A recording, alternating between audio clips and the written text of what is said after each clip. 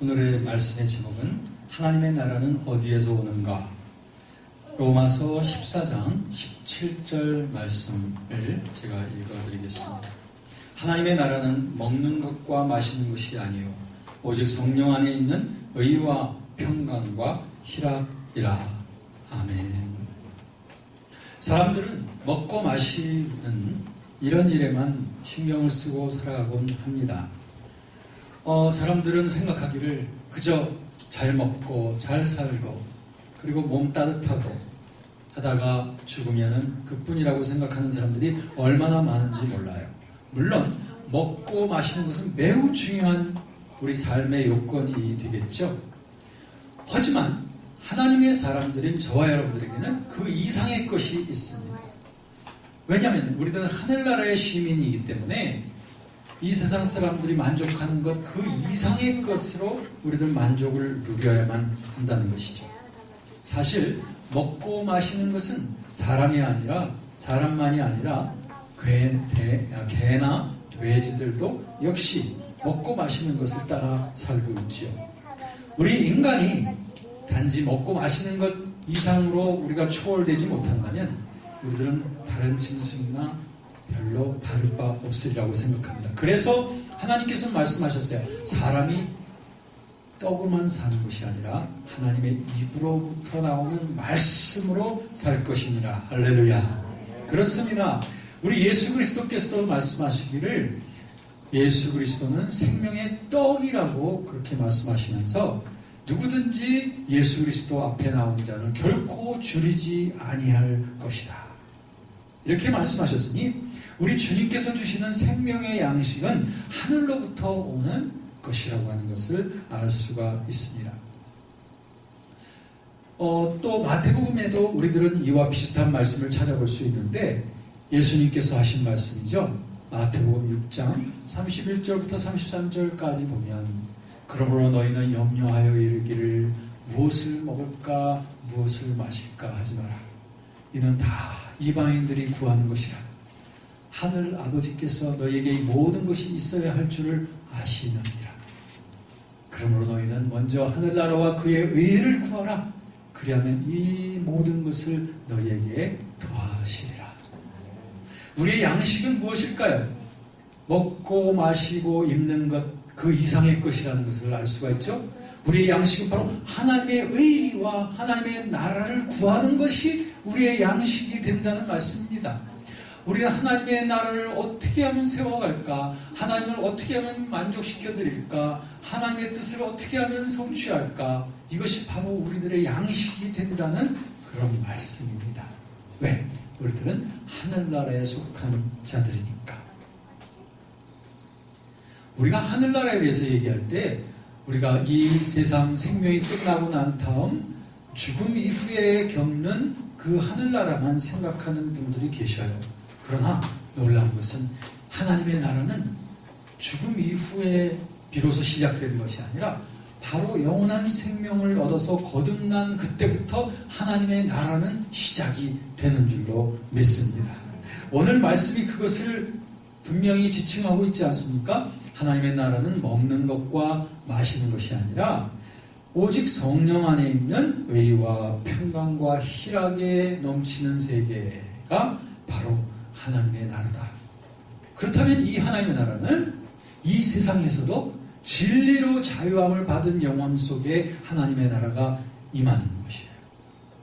그리고 이 진리를 서로 나누어지는 사람들의 영혼 속에 하나님의 나라가 임하는 것입니다. 그리고 이 하나님 나라의 질서와 공의는 그러한 하나님의 나라가 임한 심령을 가지고 살아가는 사람들 그 관계 속에서 그리고 그 사회 속에서 하나님 나라의 질서와 공의가 이루어지는 것이죠. 이렇게 해서 하나님의 나라가 다스리게 되는 것이죠. 그러므로 우리에겐 중요한 사명이 있습니다. 거듭난 저와 여러분들에게는 내 속에 하나님의 나라를 먼저 이루어야 되고 그 하나님의 나라를 전파해야 될 사명이 있습니다.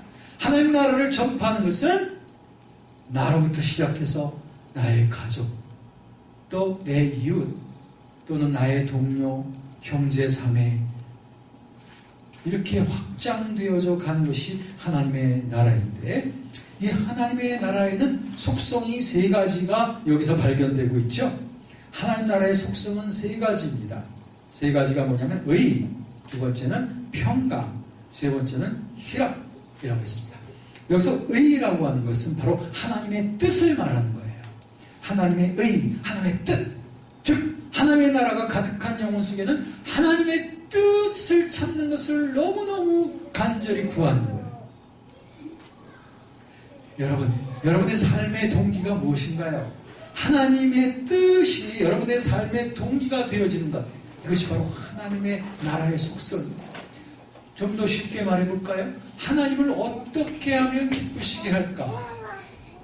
하나님의 기쁘신 뜻을 어떻게 하면 성취해 드릴까? 라고 하는 이런 소원이 내 속에서 넘쳐나는 것이 바로 하나님의 나라의 의입니다. 두 번째 속성은 무엇이냐면 평강이라고 그랬습니다. 이 평강은 세상이 주는 평화가 아니죠. 이것은 하늘로부터 주어지는 평강입니다. 그리스도를 나의 주님으로 삼고 주님이 나의 모든 것이 된다고 하는 그 안정감 속에서 닥쳐오는 평강인데, 주님께서 말씀하셨죠. 내가 평화를 너에게 주노니 곧 나의 평화를 너에게 주노라. 내가 너에게 주는 평화는 세상이 주는 것하고 틀려. 그렇기 때문에 너희들 마음에 근심하지도 마라, 두려워하지도 마라 라고 주님께서 말씀하시면서, 하나님의 자녀는 이 세상에서 두려워할 필요도 없고 겁낼 필요도 없으며 절대로 무서워할 이유가 없다고 하는 것을 주님께서 우리에게 보장해 주신 줄로 믿습니다. 이 말씀을 믿고 신뢰하는 자는 두려움이 없이, 무서워하지 않고 걱정 없이 주님이 주신 평강을 믿음으로 주장하면서 살아갈 수 있는 줄로 믿습니다. 그러므로 우리가 기도할 때도 너희가 기도하는 것은 다 감사함으로, 의심하지 말고 두려워하지 말고 감사함으로 하나님께 아뢰면 하나님께서는 그 평강으로 우리 가슴을 채우시고 우리의 기도를 응답해 주시는 줄로 믿습니다.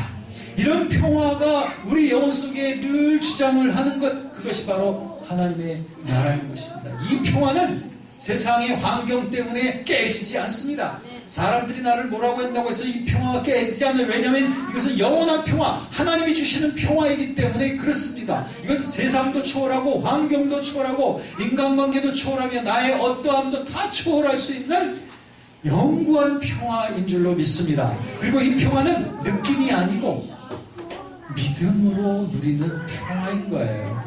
사람들은 하나님이 주시는 평화를 느껴보려고 하는 데서부터 실수를 하는 거예요. 하나님의 평화는 느낌으로 찾는 것이 아니라 믿음으로 누리는 것인 줄로 믿습니다. 세 번째 속성이 무엇이죠? 이것은 희락이라고 그랬으니 기쁨을 말하는 것입니다. 성령의 열매, 9가지 열매 중에도 거기에 희락이 있습니다. 곧 성령 안에서 살아가고 있는 자에게는 주님을 기뻐하는 그 기쁨이 우리 영혼 속에 있다는 거예요. 성령 안에서 살아가는 자에게는 날마다 주님을 바라보기 때문에 주님을 의지하고 주님을 바라보는 자에게 주어지는 기쁨이 있습니다.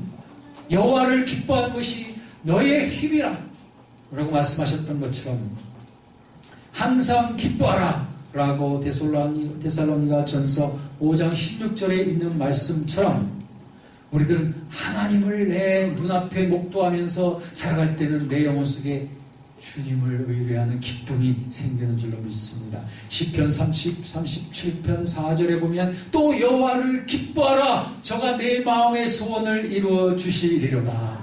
내 소원을 이루어 주시리로다. 누구에게? 하나님을 기뻐하는 자, 하나님을 능력을 신뢰하면서 기뻐하는 자에게. 여러분, 이와 같이 의와 평강과 희락으로 가득 찬 영혼, 이것이 바로 하나님의 나라를 누리고 있는 영혼인 것입니다. 이와 같은 하나님의 나라는 먼저 우리 영혼 속에 심겨져요. 제일 먼저 심겨지고 하나님의 나라가 점점 자라납니다. 여러분, 복음서의 말씀에 보면 겨자씨의 비유가 있죠. 하나님의 나라는 겨자씨와 같이 자라나는 것입니다. 누룩처럼 또 번져가는 것입니다. 처음엔 아주 작게 시작이 되지만 자꾸 고백하며 시인하면서 나가면 점점 하나님의 나라가 풍요로워져요.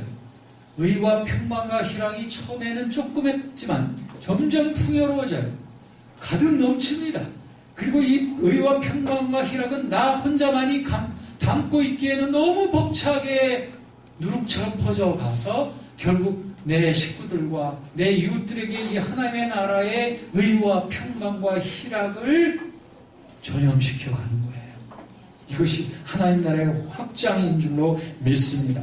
그러므로 여러분, 이와 같은 하나님 나라의 씨앗은 내 영혼 속에 심겨져서 우리의 가정과 우리의 이웃과 교회와 그리고 우리의 지역사회와 온 나라에까지 영향을 미치는 영향력, 이것이 바로 하나님의 나라의 능력인 줄로 믿습니다. 여러분의 가슴 속에 이 하나님 나라의 씨앗이 분명히 심겨지게 하시고 여러분의 고백과 믿음을 통하여 이 하나님의 나라의 향기가 더 풍겨나게 하시고 이 하나님의 나라가 여러분 영혼을 가득 채울 뿐 아니라 여러분 가정 속에, 교회 속에, 지역사회 속에 넘쳐나도록 그렇게 순종하고 고백하면서 나아갈 수 있었으면 좋겠습니다.